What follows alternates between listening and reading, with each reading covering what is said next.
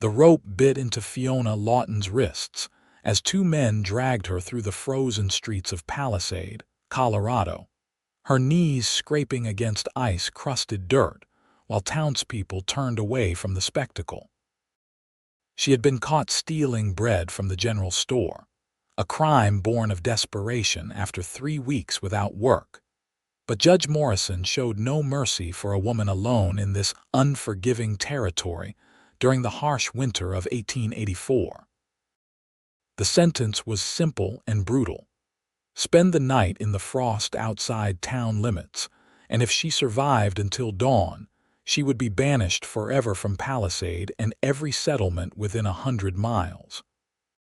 Fiona tried to stand, to walk with whatever dignity remained, but her legs buckled from hunger and fear as the men hauled her past the last buildings and into the open wilderness where snow blanketed the ground and wind howled through skeletal cottonwoods.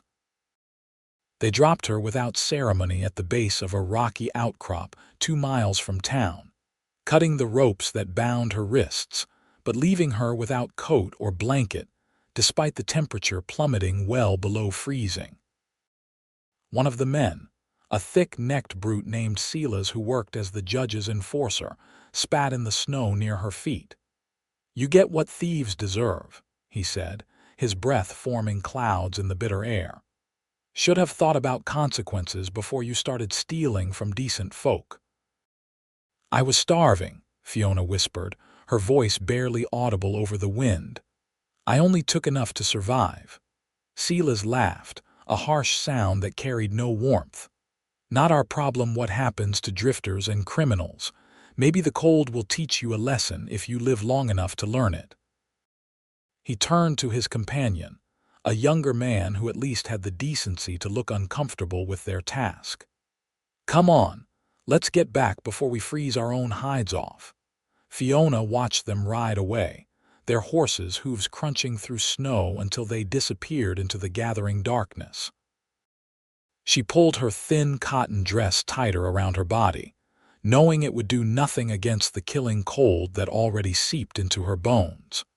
Her fingers were numb, her lips cracked and bleeding, and every breath burned in her lungs like inhaling broken glass. She tried to stand, but her legs refused to cooperate, muscles cramping from cold and exhaustion. Terror settled over her like a shroud as she realized she would not survive the night. No one could endure these conditions without proper clothing or shelter, and the men who left her here knew it. This was not punishment. It was execution disguised as justice. She crawled toward the outcrop, hoping to find some protection from the wind, but even that small effort left her gasping and weak. Ice crystals formed in her blonde hair, and her hands were so numb she could barely feel them anymore. Fiona curled into a ball against the rock face, tucking her hands under her arms and pulling her knees to her chest in a futile attempt to conserve warmth. She thought of her mother back in St. Louis, dead now for 5 years, and wondered if they would meet again soon in whatever came after this frozen hell. She thought of the choices that brought her west, the promises of opportunity and new beginnings that turned to ash when her employer's wife accused her of impropriety, and had her thrown out without references or wages owed. She thought of the hunger that drove her to steal, the hollow ache in her belly that made rational thought impossible. Most of all, she thought about how unfair it was to die at 22, alone and forgotten in the Colorado wilderness, with no one to mourn her passing or remember her name. The sky darkened to deep purple and then black, stars emerging like ice chips scattered across velvet. The temperature dropped further, and Fiona felt herself slipping away, consciousness fading as hypothermia took hold. Her shivering became violent and then stopped altogether, which some distant part of her mind recognized as a very bad sign. She could no longer feel her feet or hands, and drowsiness wrapped around her like a seductive lover, promising peace and an end to suffering. "Just sleep," her body whispered. Just close your eyes and sleep." She was on the edge of surrender when she heard hoofbeats approaching through the snow. Fiona tried to lift her head but lacked the strength, tried to call out, but her voice emerged as nothing more than a weak rasp. The hoofbeats came closer, accompanied by the jingle of spurs and creak of leather, and then stopped nearby. She heard boots hitting the ground, rapid footsteps crunching through snow, and then strong hands touched her face with surprising gentleness. "Jesus Christ," a man's voice said, rough with shock and anger. "What kind of devils would leave a woman out here to freeze?" Fiona forced her eyes open and saw a face above her, half-shadowed in starlight but unmistakably concerned. He was young, perhaps 26 or 27, with dark hair visible beneath his wide-brimmed hat and a strong jaw covered in several days of stubble. His eyes, even in the darkness, held an intensity that cut through her fog of confusion. He shrugged out of his heavy sheepskin coat and wrapped it around her shivering form, then scooped her up as easily as if she weighed nothing at all. "You're safe forever," he said, his voice fierce with conviction as he held her against his chest. "I swear to God, nobody's going to hurt you again. Not while I'm breathing." Fiona wanted to respond, to thank him or at least ask his name, but the words would not come. She felt herself being lifted onto his horse, felt his arms secure around her as he mounted behind her and pulled her back against his warmth. The horse began to move, not back toward Palisade but in the opposite direction, heading deeper into the wilderness. She should have been frightened, should have questioned where this stranger was taking her, but the cold had stolen her capacity for fear. All she could do was absorb his body heat like a dying plant soaking up rain, and let the rhythm of the horse's gait lull her into a half-conscious state. They rode for what felt like hours, but was probably less than 30 minutes before the horse slowed and stopped. Fiona felt herself being lifted down, carried through a doorway into sudden warmth that made her skin burn and tingle. The man laid her on something soft, a bed or cot, and began chafing her hands and feet with careful pressure. "Stay with me," he said. "Don't go to sleep yet.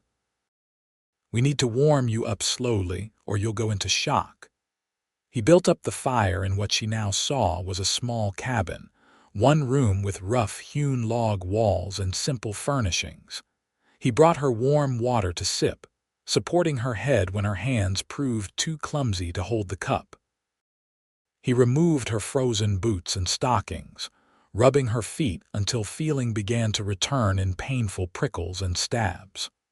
Throughout it all, he spoke in a low, steady voice, telling her she would be fine, that she was safe now, that he would not let anything happen to her. Fiona drifted in and out, sometimes aware of his ministrations, and sometimes lost in fragments of dreams, but always anchored by his presence and the sound of his voice.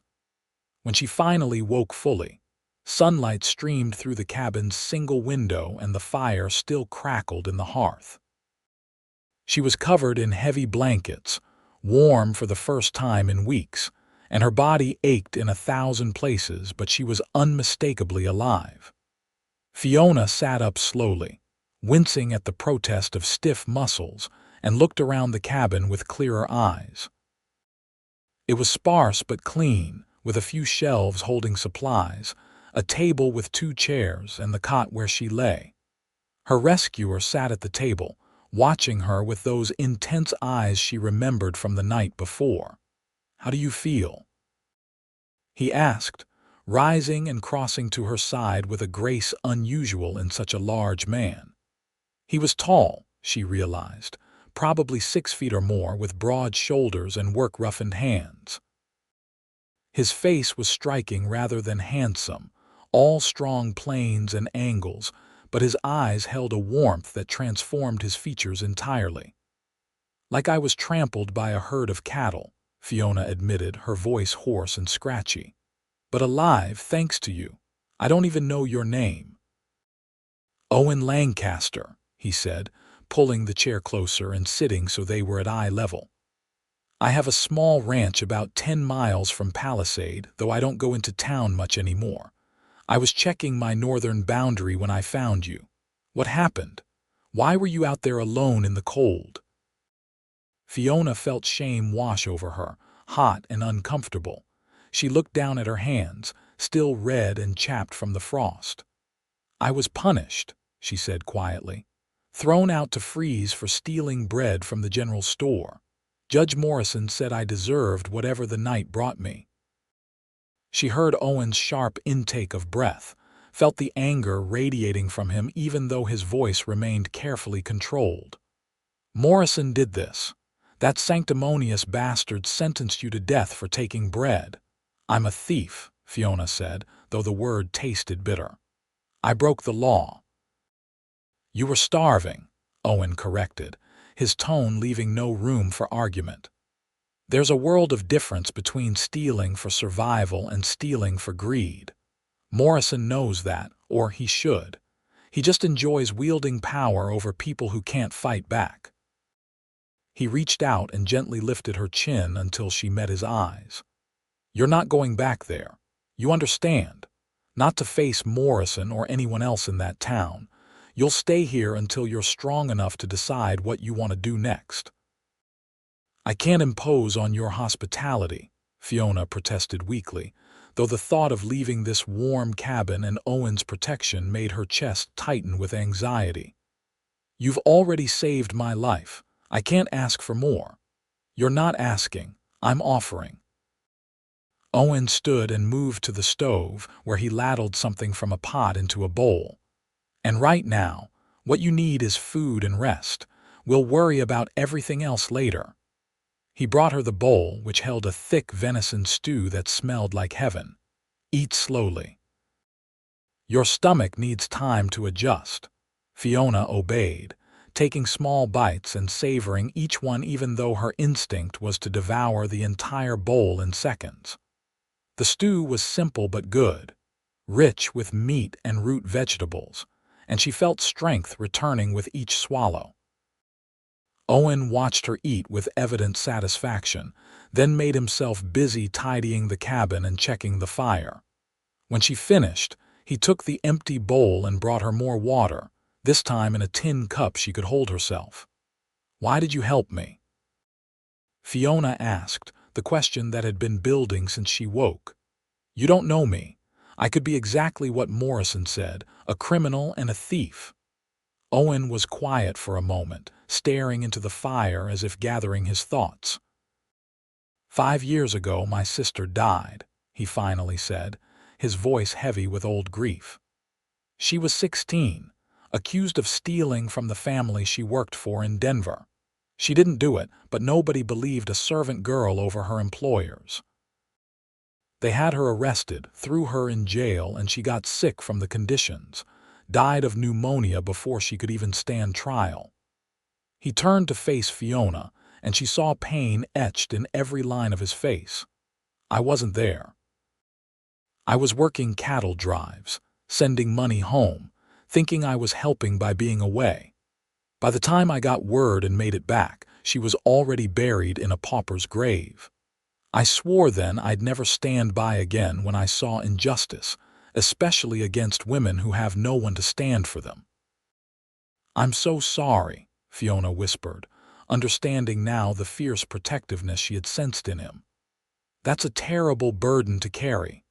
"It taught me what matters," Owen said. "And what I saw last night, finding you thrown out to die in the cold, it made me so angry I could barely think straight." "Still does." He rubbed his hand over his face, suddenly looking exhausted. "Get some more rest. I need to tend to my horses and check the stock, but I'll be right outside if you need anything." He left before Fiona could respond, and she heard him moving around outside the cabin, the sounds of daily ranch work filtering through the walls. She lay back on the cot, pulling the blankets up and letting her eyes drift closed. Her mind spun with questions and uncertainties about her future, but underneath all of it was a strange sense of peace.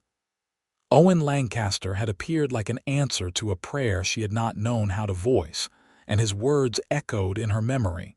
"You're safe forever." She wanted desperately to believe him. Over the next few days, Fiona recovered her strength under Owen's careful attention. He fed her regular meals, provided warm clothes that had belonged to his sister, and treated her with a respect she had not experienced in longer than she could remember. He never asked for anything in return, never made her feel like a burden despite the extra work her presence created. Fiona tried to help around the cabin as soon as she was able, washing dishes and tidying up, but Owen insisted she focus on healing. "There's no rush," he told her. "Take the time you need." But Fiona could not remain idle for long. By the fourth day, she was up and moving around the cabin with more confidence, and by the end of the first week, she insisted on helping with chores. Owen relented, showing her how to care for the chickens and collect eggs, how to milk the cow he kept for personal use, how to prepare the simple meals that sustained a working rancher.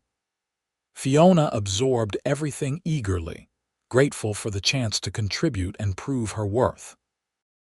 She had always been a quick learner, adaptable and determined, qualities that served her well now. As they worked side by side, Fiona learned more about the man who had saved her life.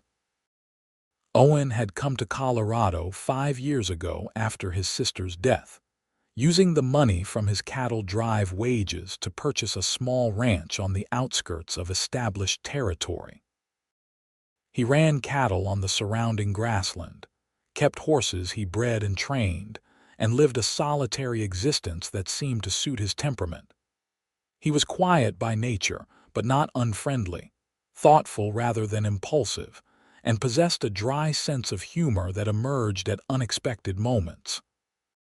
Fiona found herself looking forward to their conversations, to the way his rare smile transformed his serious face, to the comfortable silences that fell between them as they worked. She also became aware of a growing attraction that she tried desperately to ignore. Owen was handsome in a rugged way, all lean muscle and capable hands, and his kindness only made him more appealing.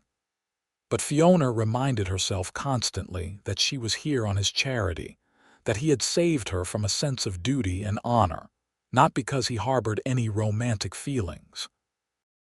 She was a burden he had taken on willingly, but a burden nonetheless, and the last thing she wanted was to make him uncomfortable by revealing her growing attachment. So she kept her feelings carefully hidden, treating him with friendly gratitude and nothing more. What she did not know was that Owen struggled with similar conflicts. He had not expected to be so drawn to Fiona, had not anticipated how her presence would fill the empty spaces in his cabin and his life. She was beautiful, certainly, with her blonde hair and blue eyes and delicate features, but it was more than that. She had a resilience that impressed him, a determination to survive and move forward despite everything she had endured. She did not complain or expect special treatment, did not play on his sympathy or manipulate his kindness. She simply existed with a quiet strength that he found himself admiring more each day. But Owen also recognized the power imbalance in their situation. Fiona depended on him for everything right now, for food and shelter and protection from those who would harm her. He would not take advantage of her vulnerability, would not press his own desires when she might feel obligated to respond positively regardless of her true feelings.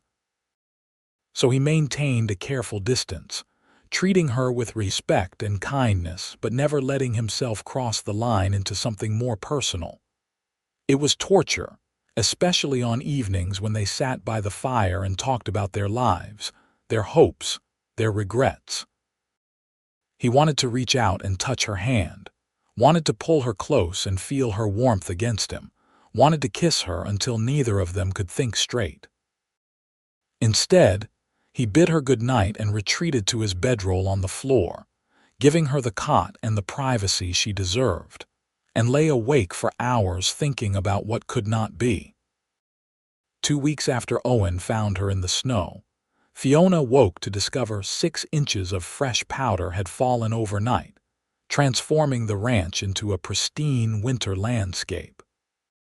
She dressed in the warm clothes Owen had provided, thick wool trousers and a flannel shirt that were too large but far more practical than her ruined dress, and found him already outside clearing a path to the barn. She grabbed a spare shovel and joined him without a word, working in companionable silence as the sun rose higher and painted the snow in shades of pink and gold. "Storm's moving in," Owen said, pausing to study the sky. Dark clouds gathered on the western horizon, heavy and threatening. "Could be a bad one. We need to make sure the stock has enough feed and water to last a few days in case we get snowed in."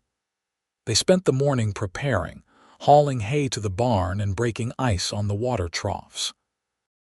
Fiona's muscles ached from the unaccustomed labor, but she refused to slow down or complain. She wanted Owen to see her as capable and useful, not as the helpless woman he had rescued. When they finally returned to the cabin as the first flakes began to fall, Owen looked at her with something like approval. "You're a hard worker," he said. "Not many city women would take to ranch life so easily." "I'm not really a city woman anymore," Fiona replied, removing her snow-covered boots by the door. "I've been drifting for 2 years now, working whatever jobs I could find, learning to adapt. You do what you have to in order to survive. What brought you west in the first place?" Owen asked, settling into his chair by the fire. "You've never said much about your past." Fiona hesitated, then decided he deserved honesty. He had trusted her with his home and his story about his sister. She could offer the same in return. "My mother died when I was 17, she began. "Cholera. We lived in St. Louis, and I had no other family, so I took work as a housemaid for a wealthy family. I worked there for 3 years, saved every penny I could, and thought I had found stability. Then the master's wife accused me of trying to seduce her husband." Owen's expression darkened. "Did you?" "No," Fiona said firmly. "He made advances toward me and I rejected him. He was angry and his wife was suspicious, so they both decided I was the problem. They dismissed me without pay, without references, and spread rumors that made it impossible to find work in St. Louis. So I came west, thinking I could start over somewhere people didn't know my name or my supposed sins. But it turns out reputation travels faster than the truth." "That's why you ended up in Palisade," Owen said, understanding dawning in his eyes. "No references, no prospects, no money for food." "Exactly," Fiona confirmed. "I tried to find honest work, but without references, no one would hire me for anything respectable. I took odd jobs when I could, washing dishes or mending clothes, but it wasn't enough.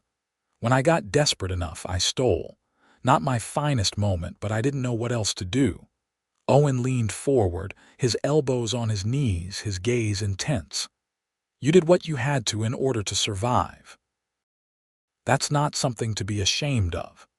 The shame belongs to people like Morrison who care more about property than human life, and to people like that family in St. Louis who destroyed your reputation to cover their own sins." His words warmed something inside Fiona that had been cold for far longer than the night she spent in the snow. "Thank you," she said softly, "for understanding, for everything." The storm hit that afternoon with a vengeance, wind howling around the cabin and snow falling so thick they could barely see the barn 20 yards away. Owen checked on the animals one last time before the visibility became too dangerous, then secured the cabin for the duration.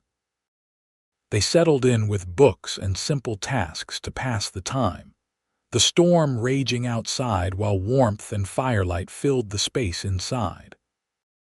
Fiona mended a tear in one of Owen's shirts while he worked leather into a new bridle, their domestic scene so comfortable it made her heart ache with longing for something permanent. "Tell me about your ranch," Fiona said, breaking the comfortable silence. "Your plans for it. What you hope to build here." Owen looked up from his work, surprised but pleased by her interest. "Right now I've got about 50 head of cattle and a dozen horses," he said.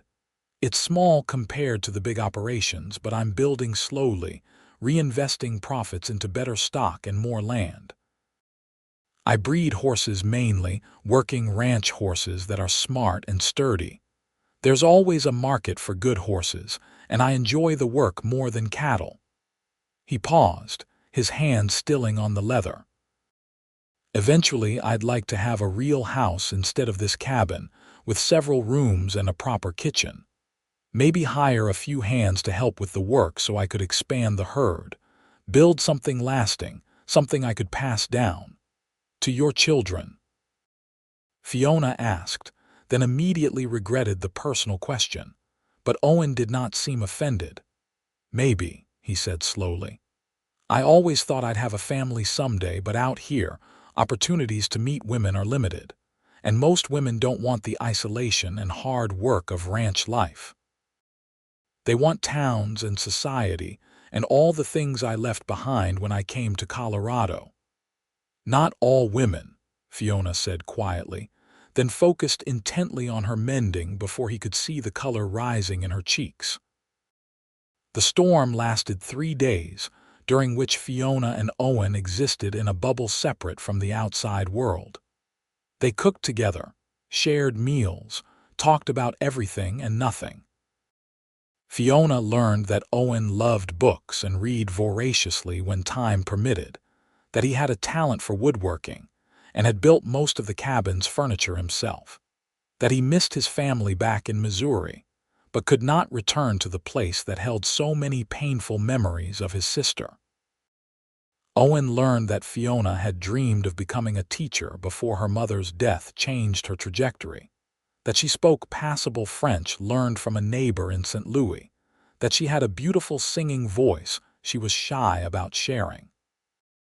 They played cards and checkers, and Owen taught her how to throw knives with reasonable accuracy, a skill he insisted every woman living in rough country should possess.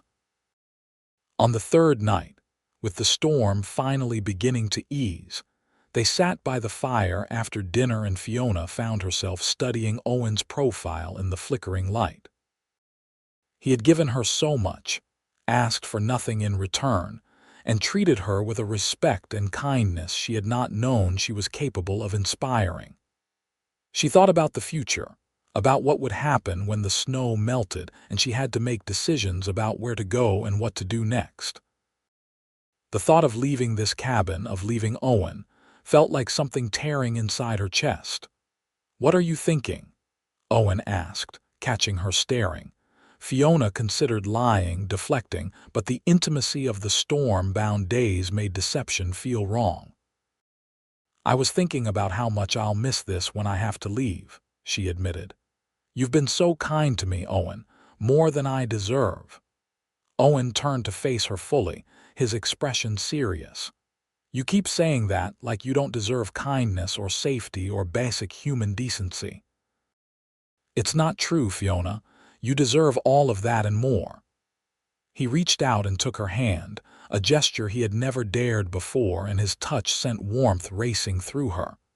"And you don't have to leave. Not unless you want to. You could stay here, help with the ranch.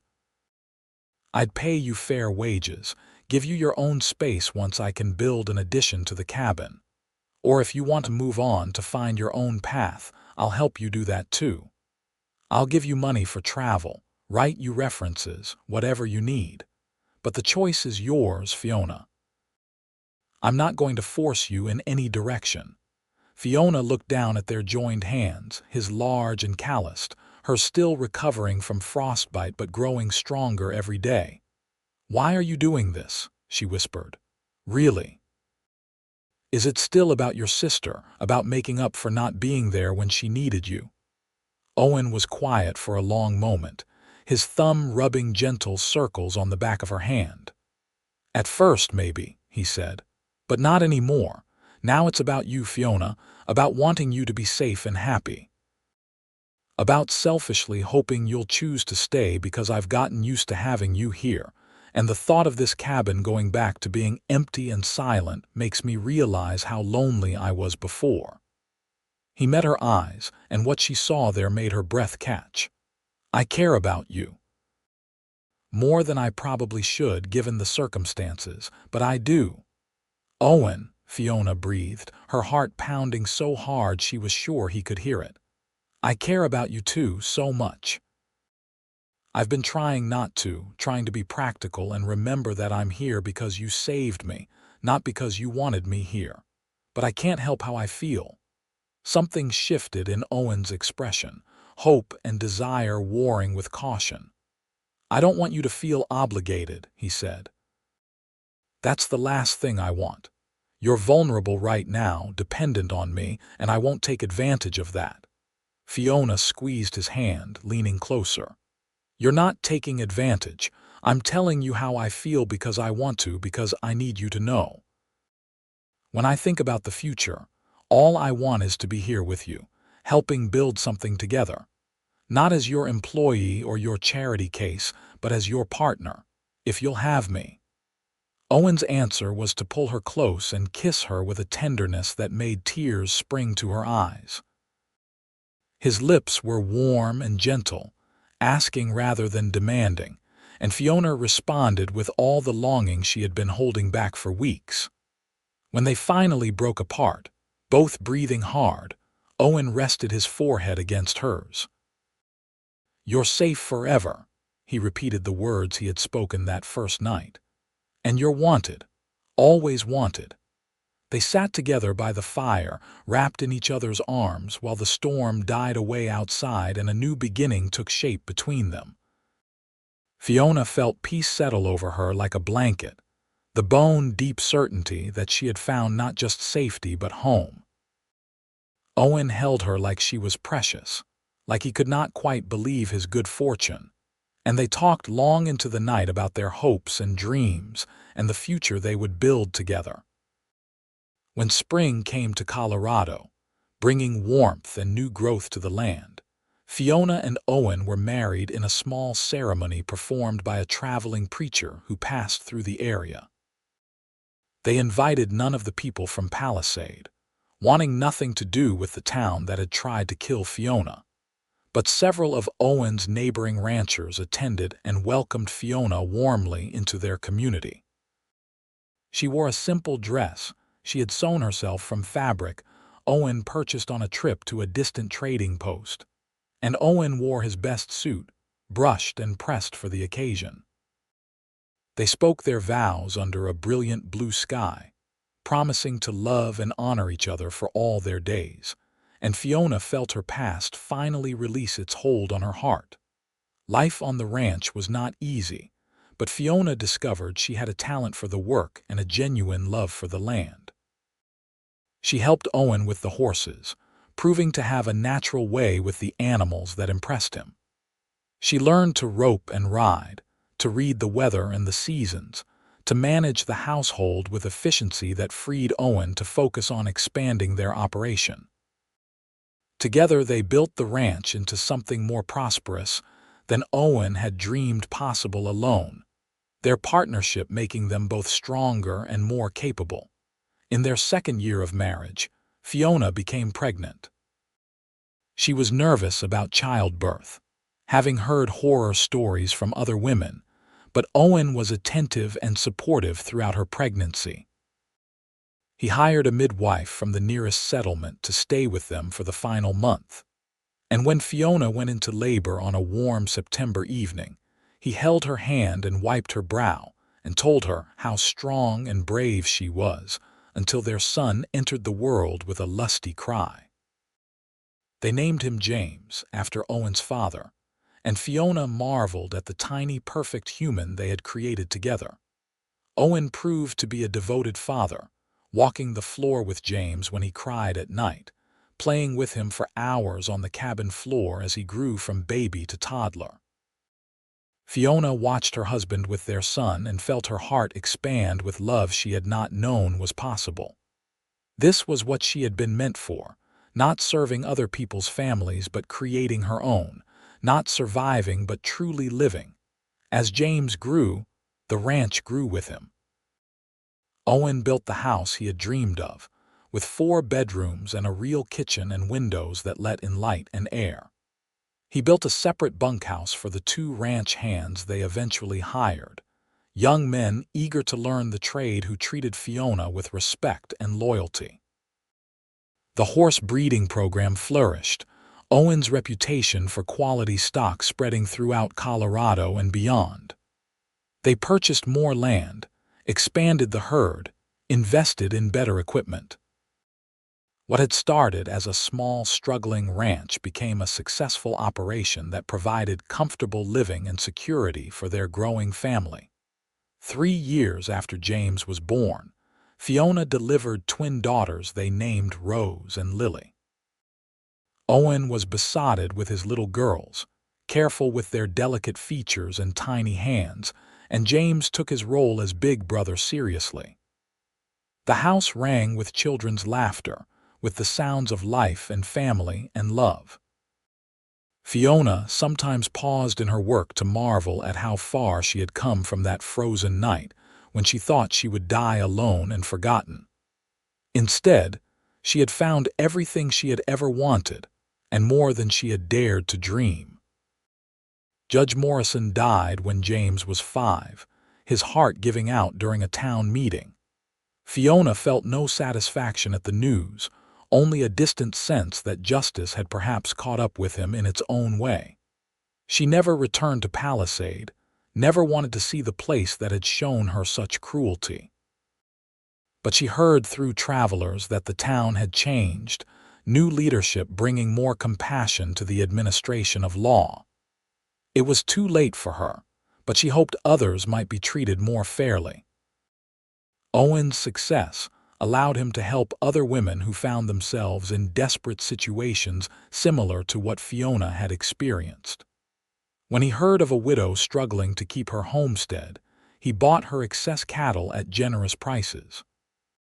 When a young woman fleeing an abusive marriage appeared at their door seeking help, they took her in and helped her reach family in California.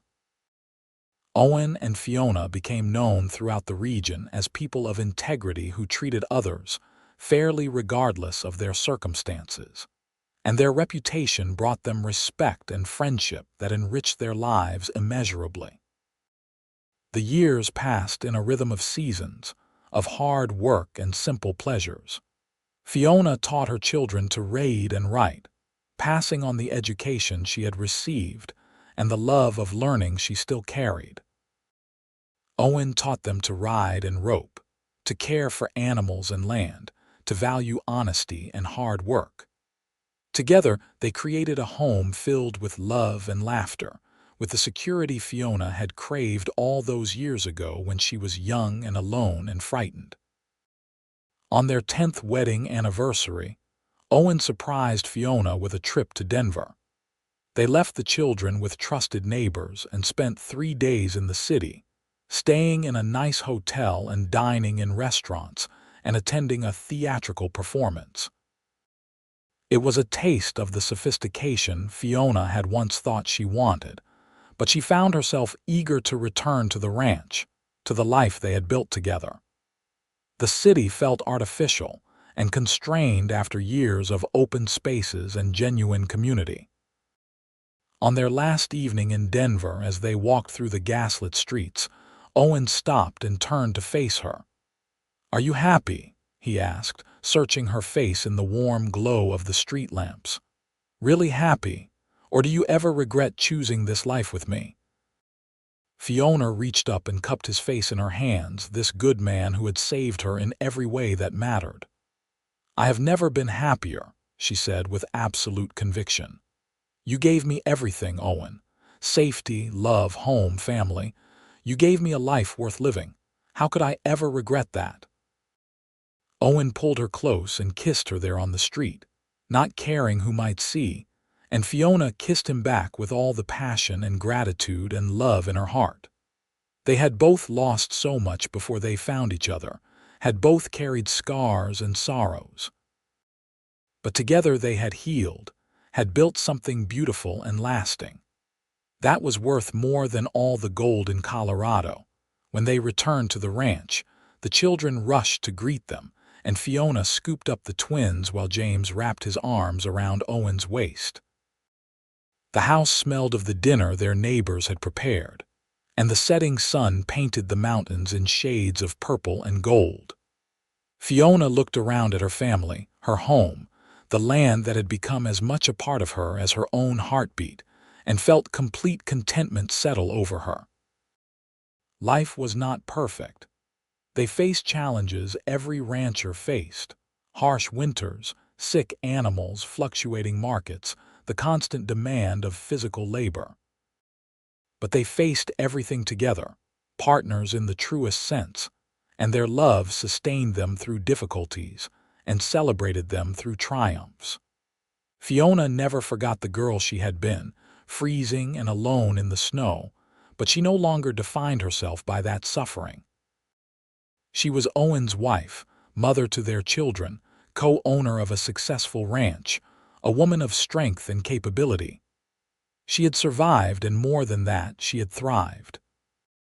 As the children grew older, James showed his father's talent with horses and his mother's intelligence, a combination that promised future success. Rose proved to have her mother's singing voice and her father's love of books, while Lily had an artistic talent that surprised them all. Owen and Fiona encouraged each child's individual gifts, determined to give them opportunities they had not had themselves. They hired tutors when necessary, purchased books and art supplies, supported dreams while also teaching practical skills needed for ranch life. When James turned 15, he asked his father about that first night, the night Owen found Fiona in the snow. James had heard pieces of the story over the years, but wanted to understand the full truth. Owen and Fiona sat their children down that evening and told them everything: Fiona's struggles, the unjust punishment, the rescue, the way their love had grown from those desperate beginnings. The children listened with wide eyes, Rose and Lily crying openly at their mother's suffering, James angry at the cruelty she had endured. "Why are you telling us this?" James asked when they finished. "Why now?" "Because we want you to understand something important," Owen said, looking at each of his children in turn. "Life isn't always fair. Sometimes good people suffer through no fault of their own. What matters is how we respond when we see suffering. Do we turn away, do we judge and condemn, or do we help? Do we show compassion and mercy? Your father saved my life," Fiona added. "But more than that, he gave me back my dignity and hope. He showed me that I was worth saving, worth caring about. That's what we want you to learn. Every person has value. Every person deserves compassion. No matter what circumstances bring them to your door, you treat them with kindness and respect." The children absorbed this lesson, and Fiona saw it shape their characters as they grew. James became known for his fair treatment of ranch hands and his willingness to help struggling neighbors. Rose volunteered to teach children whose families could not afford formal schooling. Lily used her art to capture the beauty of their world and share it with others. They were good people, raised with love and values that would serve them well throughout their lives. More years passed, and the ranch continued to prosper. Owen and Fiona added cattle to their operation, diversifying their income and increasing their land holdings. They became pillars of their community, respected for their success, but also for their integrity and generosity.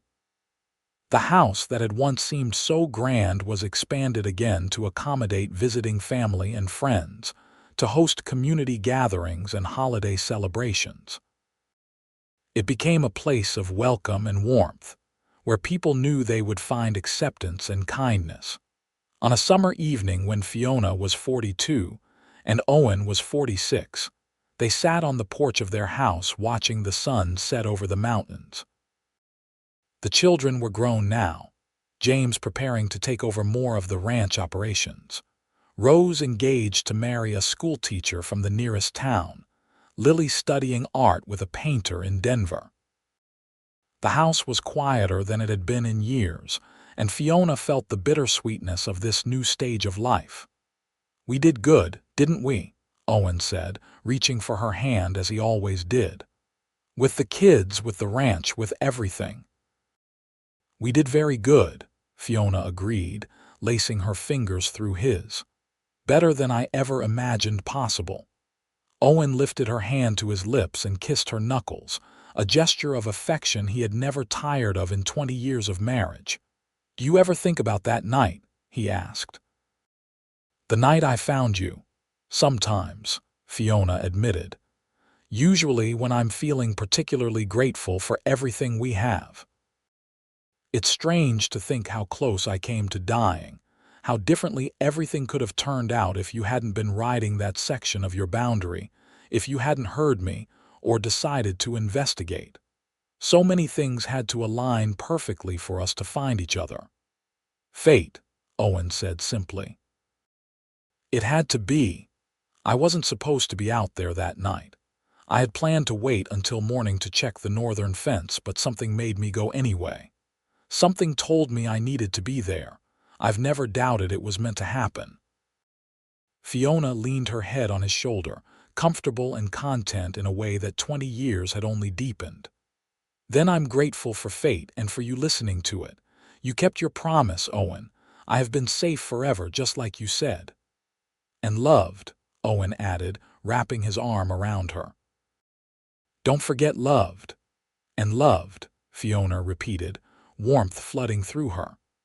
"Always loved."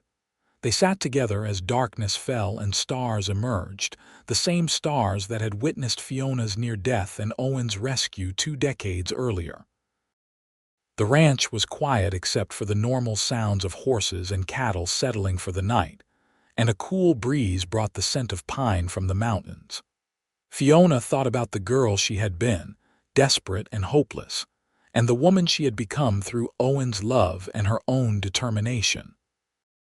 The journey between those two versions of herself was marked with struggle and sacrifice, but also with joy and triumph, and a love that had sustained her through everything.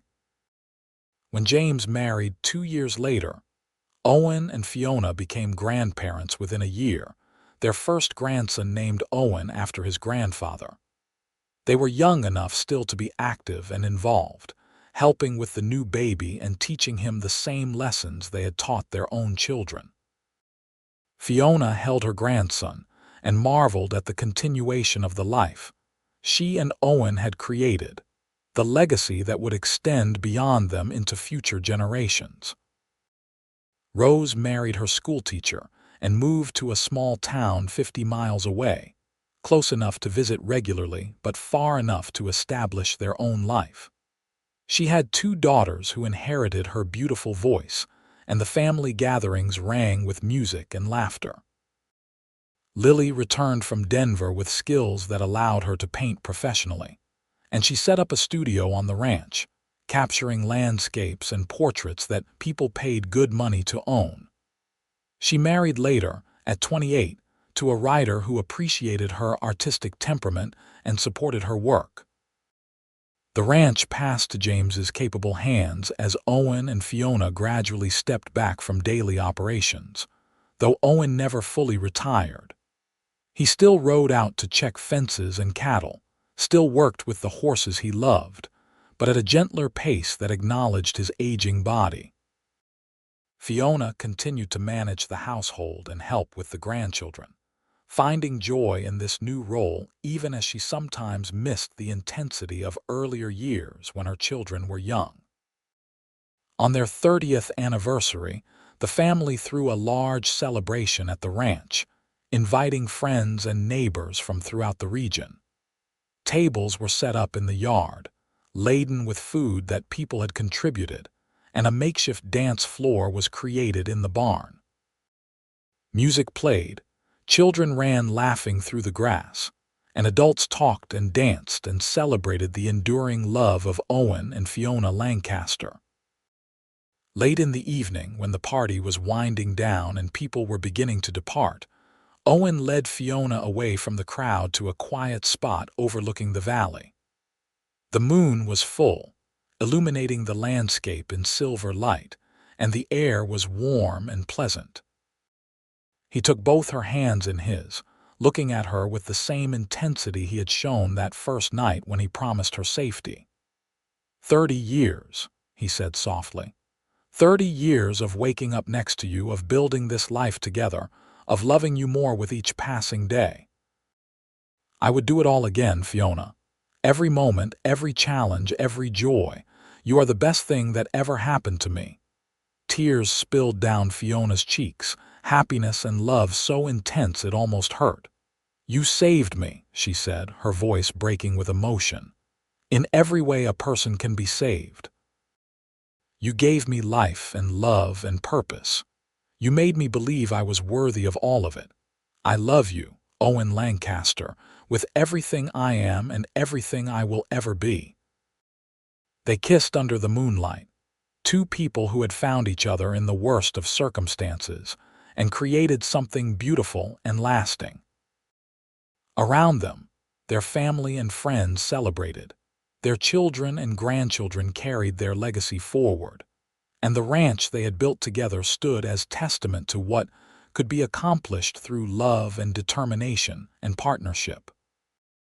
The years continued to pass, marked by the rhythm of seasons and the milestones of family life.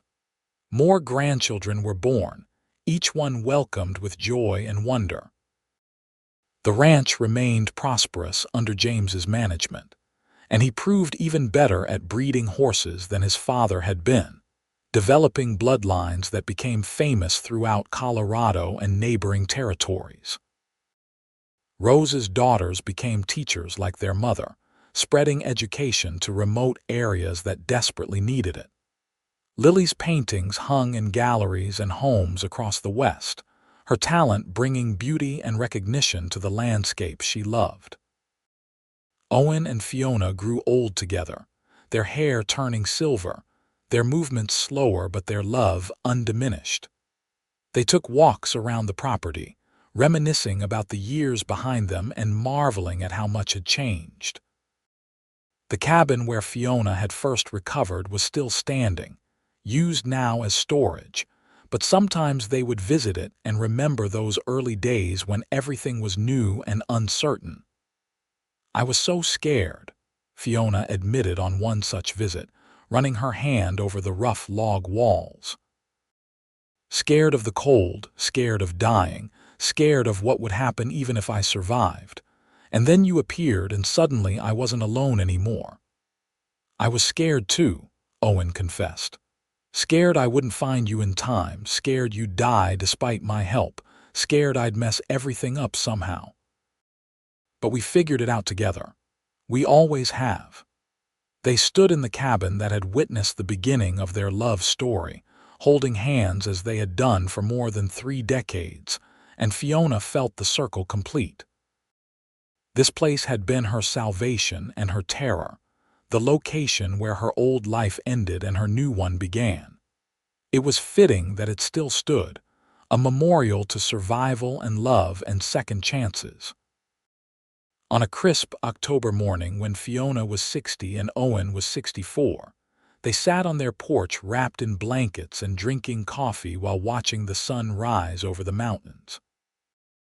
Owen had been feeling poorly for several weeks, though he insisted it was nothing serious, just the aches and pains of aging. Fiona worried but did not push, knowing her husband's stubborn independence. They sat in comfortable silence, the kind that only came from decades of knowing each other completely. "Promise me something," Owen said suddenly, breaking the quiet. "Anything," Fiona replied, turning to look at him. "If something happens to me if I go first, promise you won't stop living." Promise you'll still find joy in the children and the grandchildren, in the ranch, in everything we built together. I can't bear the thought of you being sad and alone." "Owen, don't talk like that," Fiona protested, fear clutching at her heart. "You're fine. We have years left together." "Maybe," Owen said, "but maybe not. We never know how much time we have, and I need to say this while I can. You gave my life meaning, Fiona. You made me happier than I had any right to be. If I die tomorrow or 20 years from now, I'll die grateful for every moment we shared. But I need you to promise you'll keep going, that you'll remember the love but not let the grief destroy you." Fiona's eyes filled with tears, but she nodded. "I promise. But you have to promise me the same thing. If I go first, you keep living. You enjoy our grandchildren and great-grandchildren. You don't give up."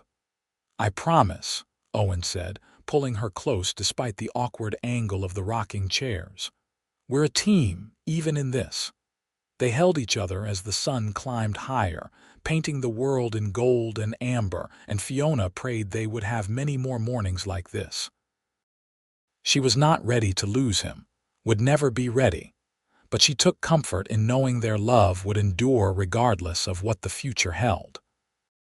Owen lived another 5 years, productive years during which he saw 2 more great-grandchildren born, and the ranch expand further under James's capable management. He remained active and engaged, still riding when he could, still offering advice and wisdom to his children and grandchildren. When his heart finally gave out on a warm spring afternoon while he was working with a young colt, it was sudden and relatively painless, exactly as he would have wanted. He died doing what he loved, surrounded by the land and animals he had devoted his life to. Fiona grieved deeply, but kept her promise. She did not let the loss destroy her, though there were dark days when she wondered how to continue without Owen beside her. Her family rallied around her, providing support and love and reminders of the legacy she and Owen had created together. She found comfort in her grandchildren and great-grandchildren, in the continuation of the life she and Owen had built. She told them stories about their grandfather, about the night he saved her, about the love that had sustained them through 38 years of marriage. She made sure they understood the values he had lived by, and hoped to see those values carried forward into future generations. Fiona lived another 8 years after Owen's death, long enough to see the ranch celebrate its 60th anniversary and to hold her first great-great-grandchild. She remained mentally sharp and physically capable until the very end, a matriarch respected and loved by an extended family that had grown large and prosperous. When she died peacefully in her sleep at the age of 73, surrounded by photographs of Owen and their children and grandchildren, she went with a smile on her face and peace in her heart. The family buried her next to Owen on a hillside overlooking the ranch, with a view of the mountains and the valley where they had spent their lives together. The headstones were simple but elegant, marked with their names and the dates that bracketed their time on Earth. But more than the stones, their legacy lived on in the family they had created, in the ranch that continued to thrive, in the values they had passed down through generations. Children who had never met them heard stories about the woman who survived the frost and the cowboy who saved her, about the love that grew from that desperate beginning into something that shaped an entire family's destiny. The cabin where Owen had taken Fiona that first night was eventually preserved as a family monument, maintained carefully so that future generations could see where their story began. Inside, on a shelf built by Owen himself, sat a worn leather journal that Fiona had kept throughout their marriage. In it, she had recorded their life together, the struggles and triumphs, the everyday moments and the extraordinary ones. The final entry, written just weeks before her death, read simply, "I was punished and thrown into the frost, and a cowboy lifted me and said I was safe forever." He kept that promise, and I kept mine to him. We built a life of love and purpose, and I regret nothing. If I could do it all again, I would choose him every single time. True love does exist, and it saved my life in every way that matters. Decades after their deaths, when great-great-grandchildren visited the family ranch, they would walk up to the hillside graves and look out over the land that Owen and Fiona had claimed from wilderness and built into something prosperous and lasting. They would hear the stories of that frozen night in 1884, of the rescue that led to a love story, of two people who found each other when both were lost and created something that endured long after they were gone.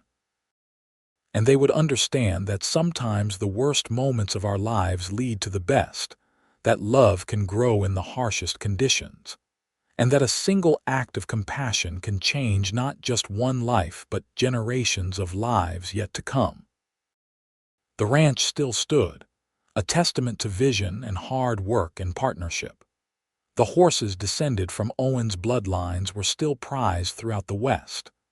The values of compassion and integrity that Owen and Fiona had lived by still shaped how the family treated others and conducted business.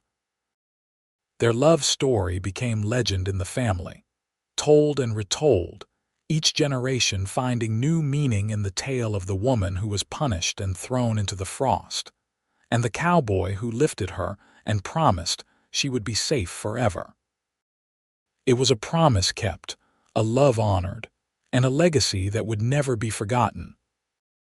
In the end, Fiona Lawton Lancaster and Owen James Lancaster lived exactly as they had hoped, building something lasting, raising a family with love and values, treating others with compassion and respect, and loving each other with unwavering devotion until death parted them.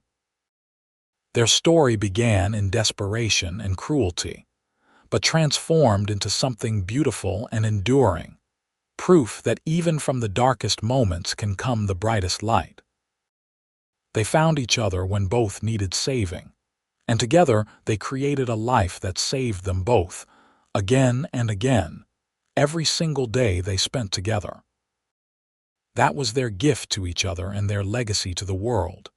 The knowledge that love, real and true and committed, could overcome anything, could build anything, could last forever.